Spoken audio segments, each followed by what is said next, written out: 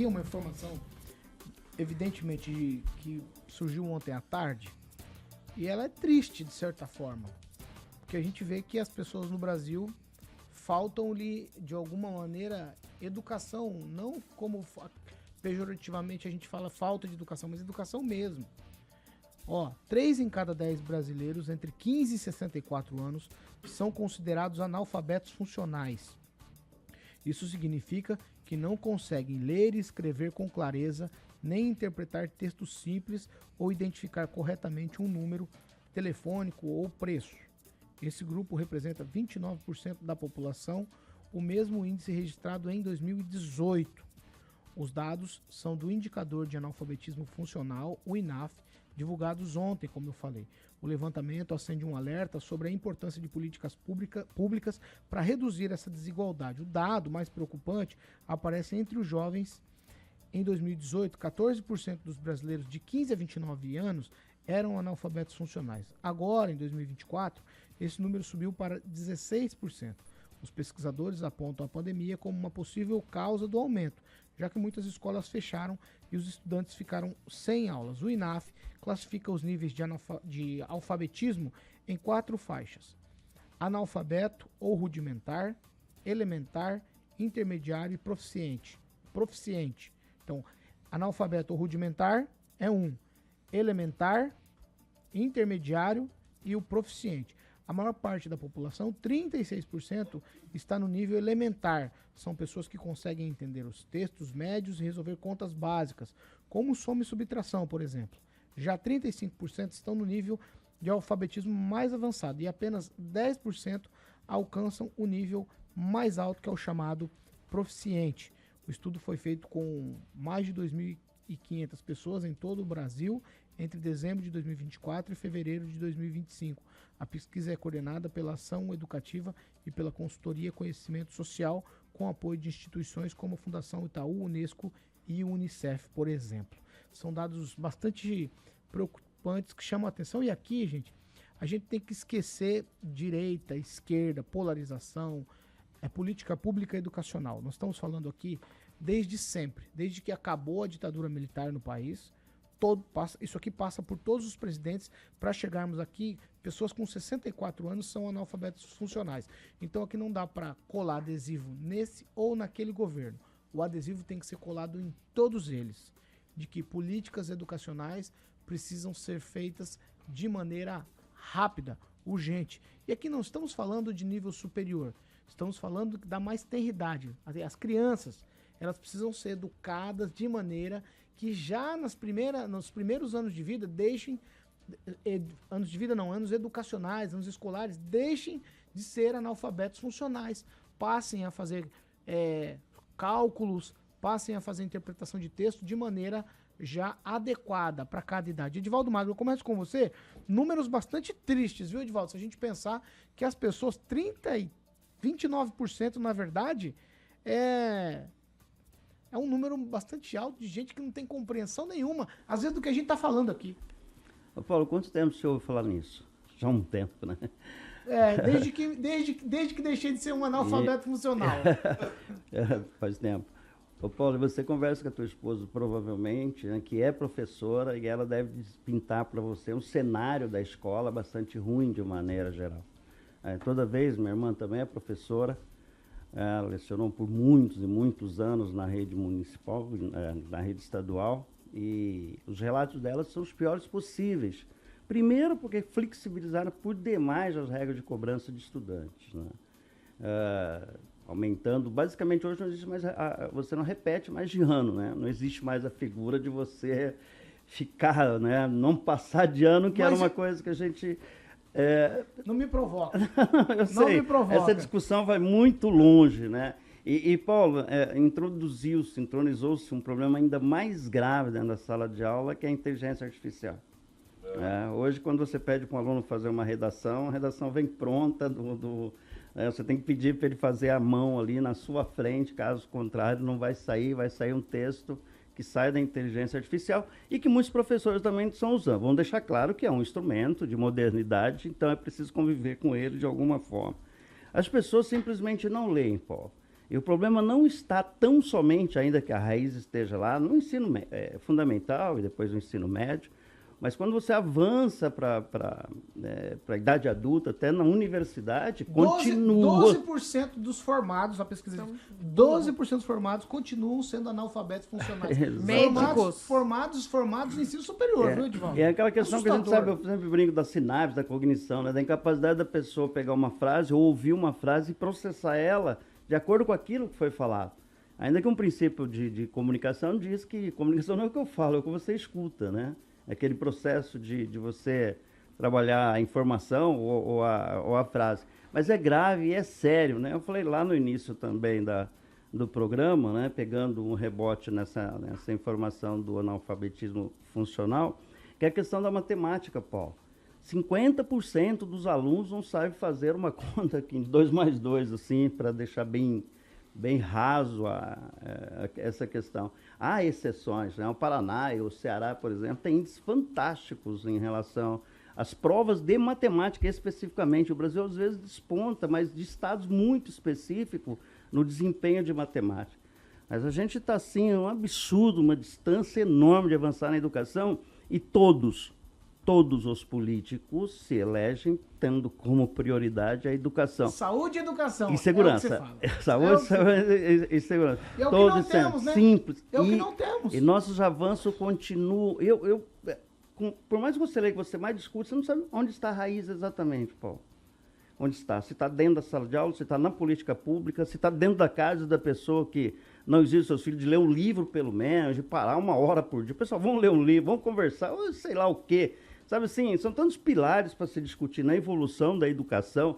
A gente sabe que países, né? Eu cito a Coreia do Sul, li um livro recentemente sobre a Coreia. A Coreia decidiu que a educação ia ser uma prioridade tão absoluta, mas mudaram tudo.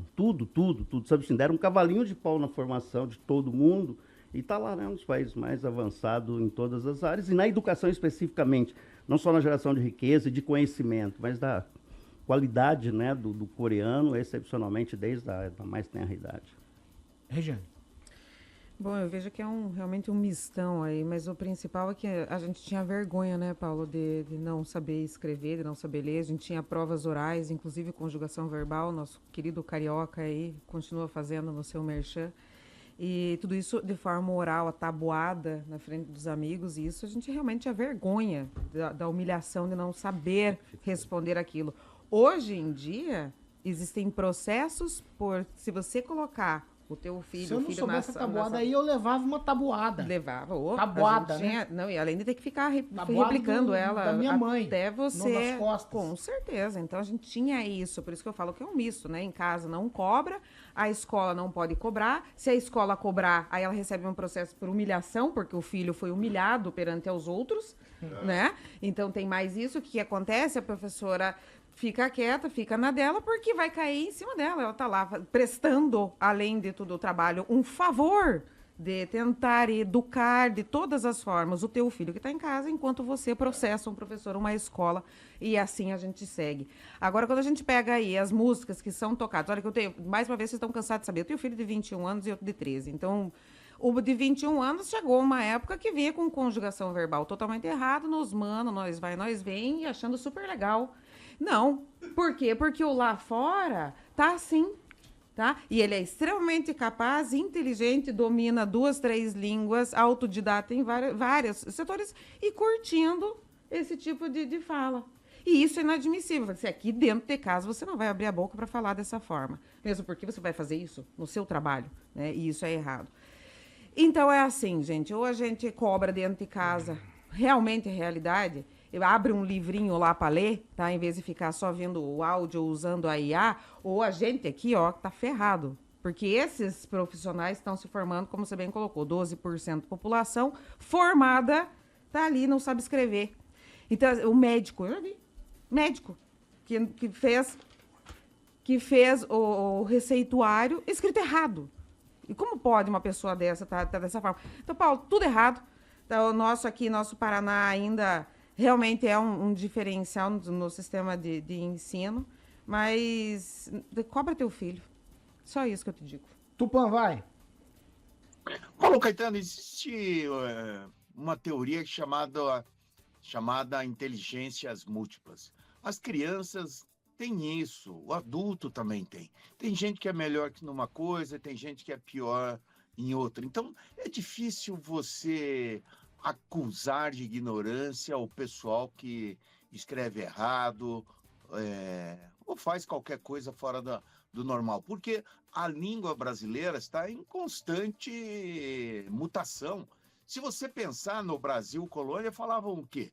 Voz Messier. Por que nós não falamos hoje voz Messier? Porque alguém resolveu cortar e isso está acontecendo. A língua, o português brasileiro aqui que nós conhecemos, está passando por uma transformação e eu vejo isso como normal e uma evolução da língua, Paulo Caetano. Eu discordo, para começar, do Tupã ao falar que alguém resolveu. Não, é a própria sociedade. Isso é uma evolução. Você falar, eu falo C hoje, ao invés de voz MC. Isso é a evolução da... Que era vossa mercê. Que era vossa mercê. A gente aprende no jornalismo que é o seguinte, ele tem que se adaptar à linguagem popular, à maioria. Então, a maioria vai mudando as coisas. Mas não é isso que eu queria falar. Eu queria falar que Maringá tinha um prêmio chamado Giampero Monassi. Faz 61 anos que ele faleceu. Era um prêmio de matemática. Todo ano fazia, acho que era o Rotary, o Lions que fazia. Dali saíram engenheiros para o ITA. Pessoas boas que ganhavam o prêmio de matemática, era anual. Há 500 anos não existe mais esse prêmio, né? Então isso demonstra, e a pesquisa, entre 14 e 19 anos, cresceu o número de pessoas que são analfabetos funcionais. É uma pena, é o pessoal do Zap Zap. E tem pessoas mais velhas que se informam pela tia do Zap Zap. Ninguém está interessado em aprender. Eu conheço secretários, a gente conhece secretários aqui, vereadores, formados, né, muitos em cursos que exigem cálculos, né, como engenharia civil, que falam, nós vai, nós vem. Exatamente. Né? Tem aquela tese tem aquela tese que o importante é se comunicar. Se eu falo, nós vai, nós vem, você entende? Mas peraí, então vamos acabar com o resto. Para que entrar na escola, né? É um absurdo e é uma pena que tenha chegado a esse ponto. Um dia muda, Paulo. Um dia muda. A esperança é a última que morre, né? Kim?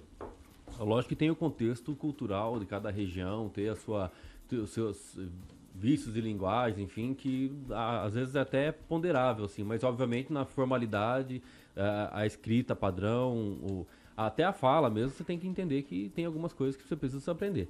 Agora, só confirma, por gentileza, Paulo, nesse estudo aí, aliás, essa pesquisa, ela aponta que 65% dos analfabetos funcionais são pessoas mais velhas, é isso?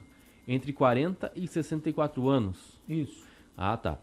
Então quer dizer que não é só dessa geração. Não, apenas. Foi o que eu falei. Essa geração, sim, isso sim. Eu só estou comentando em relação aos outros comentários aqui também. Então, jovens de 15 a 29 anos, 17%, e 30 a 39 anos, 17%. Então, há uma geração aí de no mínimo 70 anos. Dos últimos 70 anos, nós, infelizmente, não evoluímos. Agora, nessa geração, nós temos outras questões. Eu sempre acabo falando um jargão aqui, meio chulo até, falo, quanto mais fácil mais difícil fica. Mais difícil fica de você aprender, de você se interessar. Exato. É muito fácil você se informar, é muito fácil você ler um livro sem precisar ir na biblioteca ou comprar um livro na livraria. É muito mais fácil fazer uma leitura de artigo científico, cara. Plataformas digitais disponíveis para todo mundo. Acesso ao celular, você esperando 20 minutos. 20 minutos no banco ou qualquer lugar, no Uber, de você sair da sua casa e ir para o seu trabalho, ou no ônibus, enfim, você pode pegar o celular e ler um capítulo de alguma coisa. Mas o que realmente falta nisso, não sei se é efetivamente o conteúdo, a forma como é aplicado o conteúdo, talvez, por faltar disciplina, parece que não é mais rígido, ou se foi alguma vez rígido, não sei. De você ficar de castigo, ou não sei o que, ataguada de forma realmente ali, uma prova oral. Eu lembro na faculdade ainda que eu tive uma prova oral com 4, 5 colegas que a gente tinha que falar sobre o Código de Processo Civil, por exemplo. falar sobre o caso específico. Eu tinha que falar para a professora e ela avaliava. Eu não sei se ainda existe hoje isso. Eu acho que falta disciplina. E não só nas escolas. Em casa. Eu sei que todo mundo não tem o privilégio de, às vezes, você deixar teu filho lá com 3, 4 aulas distintas. Inglês, natação, o Kumon lá que tem o inglês, não sei o que, bilíngue, etc. E um reforço tal, uma aula de não sei o que, de leitura, literatura. Mas, cara, é necessário ter uma disciplina hoje em casa. Principalmente numa leitura que você faça. Leitura de livros, assim, de qualquer gênero. Qualquer gênero. Mas falta muito isso, infelizmente.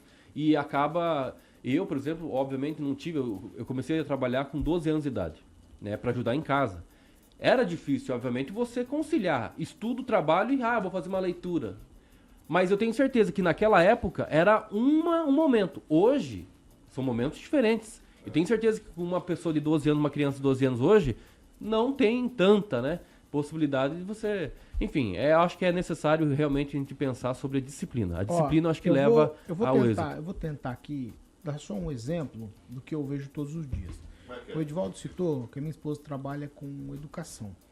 E ela trabalha com educação de jovens e adultos e também trabalha com educação de crianças, tá?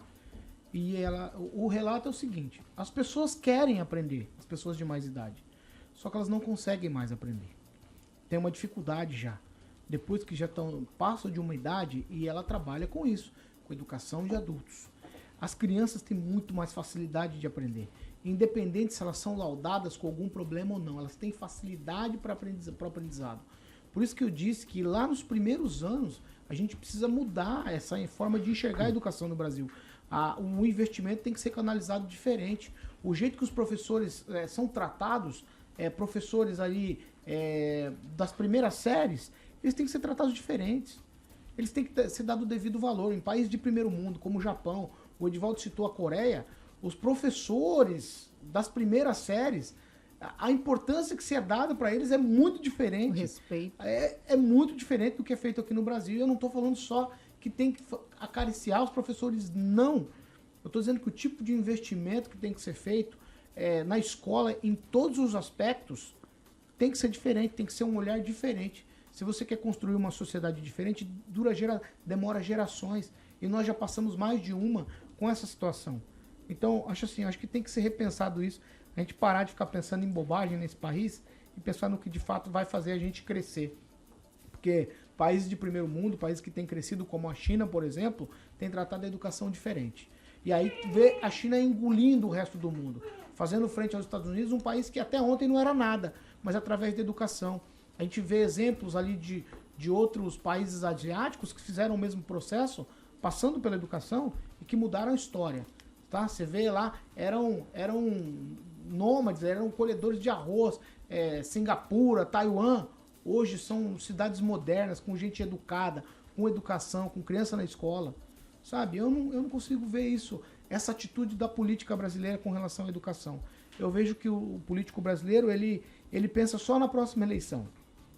É o que é a próxima eleição. Nós estamos falando de eleição de 26, que já estamos falando de 28, que já estamos falando de 30, sabe? Cada 2 anos eleição, e é isso que move o país. Eleição. E nem o comércio, nem a indústria, ninguém está pensando em eleição. Político está pensando em eleição.